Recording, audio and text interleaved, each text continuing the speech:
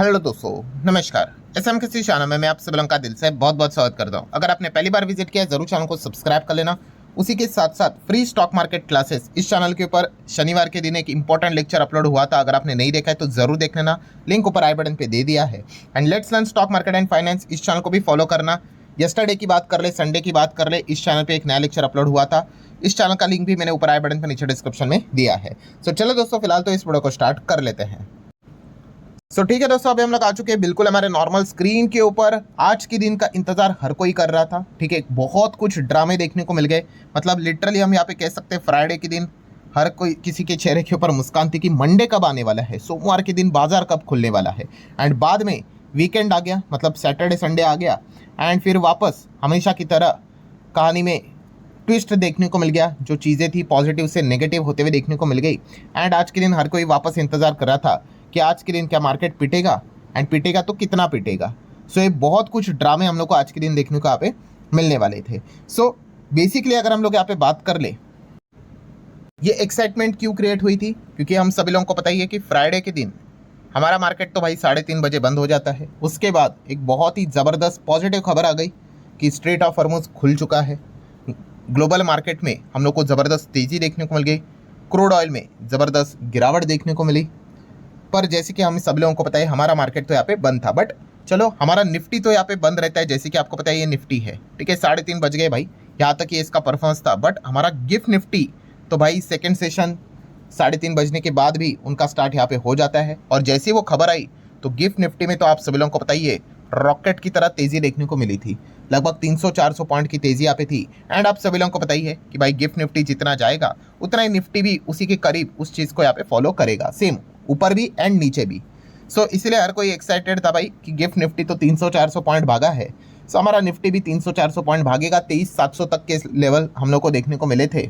सो इसीलिए हर कोई इंतजार कर रहा था कि भाई मंडे के दिन मार्केट खुलेगा तो यही चीज़ें रहेगी। बट बाद में हम लोगों ने देखा, ऐसी खबर आ गई कि भाई गिफ्ट निफ्टी जितना भागा था उतना हम लोग को नीचे आते हुए देखने को मिल गया। एंड सारा मजा यहाँ पे खराब हो गया। मतलब आपको मैं दिखाना चाहूँगा, आप देख सकते हैं, आई गेस मैंने 23,700 बोला, 24,700 है, यस। तो आप चेक कर सकते हैं 18 तारीख, ठीक है, 18 शनिवार रहता है, बट फिर भी गिफ्ट निफ्टी शनिवार क्यों चलता है, यस, सुबह तक चलता है ना। वो 17 अप्रैल तक हमारा मार्केट चलता है, शुक्रवार वो तो बंद हो गया। फिर उसके बाद गिफ्ट निफ्टी का टाइमिंग आपको पता ही है, 2 सेशन रहते हैं, और एक तो रात के 12 बजे के बाद भी लगभग कितना 2:30-3 बजे तक वो ट्रेड करता है। सो तब की स्थिति आप देख सकते हो, 400-500 पॉइंट की तेज़ी थी।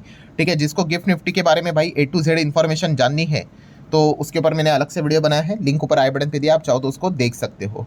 सो एक्साइटमेंट थी, बट बाद में जैसे कि आपको पता ही है रिवर्सल खबर आ गई। तो आज के दिन सबसे पहला हमारा फोकस गिफ्ट निफ्टी पे ही था, और जो हम लोगों ने सोचा था वही हुआ।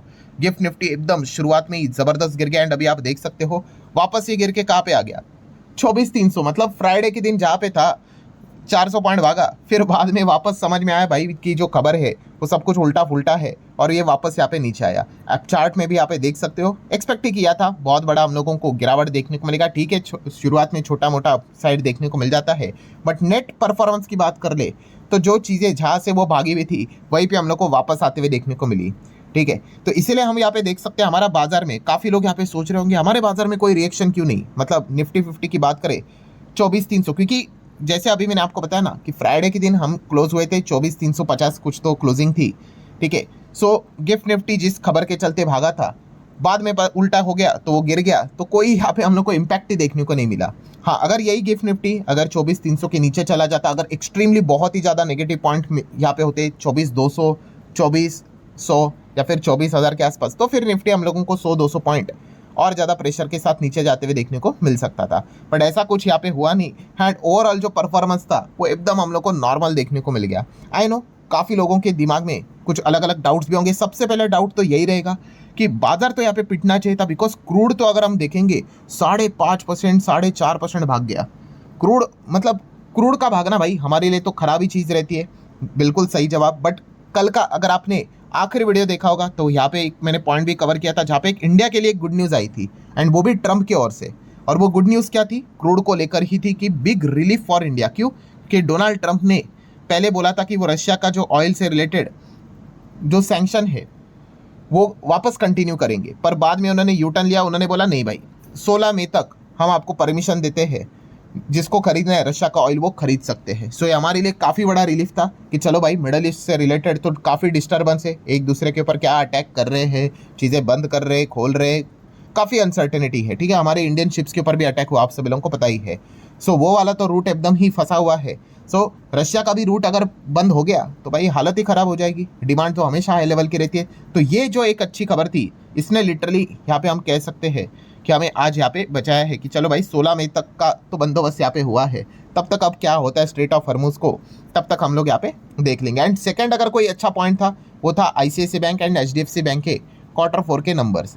इवन तो हम यहाँ पे कह सकते हैं कि कोई इधर 4-5% की कोई इनके बीच में तेज़ी तो देखने को नहीं मिली, बट कोई बहुत बड़ी गिरावट भी देखने को नहीं मिली। क्या भाई नंबर इतने वाहियात थे कि सीधा 1.5-2-3% की कोई गिरावट हो गई, क्रैश हो गया, तो वो भी देखने को नहीं मिला। सो आपको पता ही है कि अगर ये दोनों कंपनियां अगर अच्छा परफॉर्मेंस देती है, ठीक ठाक परफॉर्मेंस देती है, सो यहाँ पे बैंक निफ्टी भी ठीक ठाक ही चलेगा। तो आप देख सकते हैं बैंक निफ्टी में भी कोई प्रेशर देखने को नहीं मिला।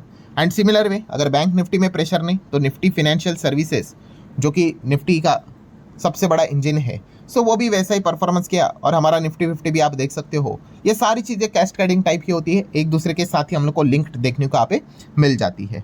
सो लिटरली हम कह सकते हैं इन 2 पॉइंट्स ने आज के दिन यहाँ पे बाजार को थोड़ा सा यहाँ पे बचाया है। ठीक है, एक था उसमें से जैसे अभी बताया कि उनके नंबर्स बड़े बड़े। एंड सेकंड अगर बात कर ले तो रशिया का जो ऑयल हम लोग यहाँ पे अभी भी खरीद सकते हैं 16 मई तक, इस खबर के चलते थोड़ा सा एक रिलीफ यहाँ पे मिला है। आई नो अब काफ़ी लोग यहाँ पे एक चीज़ तो यहाँ पे ज़रूर यहाँ पे सोचते होंगे कि कुछ तो गड़बड़ है, मतलब हमारा मार्केट तो चलो यहाँ पे ज़्यादा गिरा नहीं, बट काफ़ी लोग सोच रहे होंगे कि ग्लोबल मार्केट की अगर बात कर ले तो वहाँ पे तो हालत ही ख़राब है।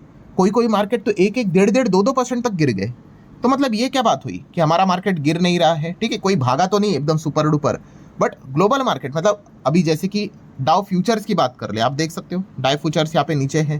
ठीक है, ये तो अभी रिकवर हुआ इसीलिए, वरना ये 300-400 पॉइंट नीचे था। सिमिलर वे नैस्डैक फ्यूचर की बात कर ले, ये भी अभी थोड़ा सा रिकवर हुआ है, वरना ये भी 150-200 पॉइंट नीचे था।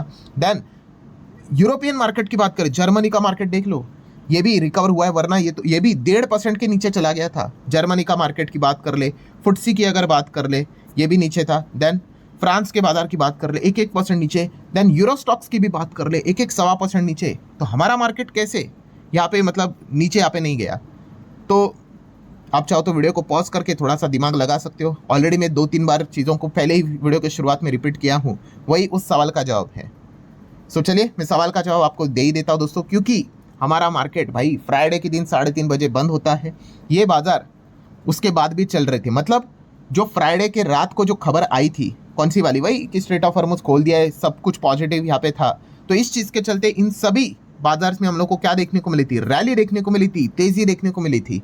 एंड बाद में पता चला कि भाई ऐसा तो कुछ है नहीं, तो ये तेज़ी अभी हम लोग को हटते हुए देखने को मिल रही है। इसीलिए ये सारे बाजार हम लोग को लाल रंग में ज़बरदस्त गिरते हुए देखने को यहाँ पे मिल रहा है। बिकॉज ये देख लो, इनमें ये तेज़ी क्रिएट हुई थी, अब ये तेज़ी हम लोग को वाइप आउट होते हुए देखने को मिल रही है। वहीं पे हमारा निफ्टी में ये तेज़ी आई नहीं, क्योंकि हम 3:30 बजे बंद हो गए एंड खुलने से पहले भाई यूटर्न भी आ गया, तो कोई इम्पैक्ट ही नहीं। हाँ, गिफ्ट निफ्टी देख लो, गिफ्ट निफ्टी में हुआ कि नहीं, सेम ऐसी तेज़ी आई एंड फिर वो वापस तेज़ी यहाँ पे उड़ भी गई। सो इसलिए कोई यहाँ पे ऐसा धांधलीबाजी यहाँ पे नहीं है कि हमारा मार्केट में ऐसा कुछ यहाँ पे गड़बड़ यहाँ पे चल रहा है। ये इसके पीछे का जेन्युइन एंड एक्चुअल रीज़न हम लोग को देखने को यहाँ पे मिला है।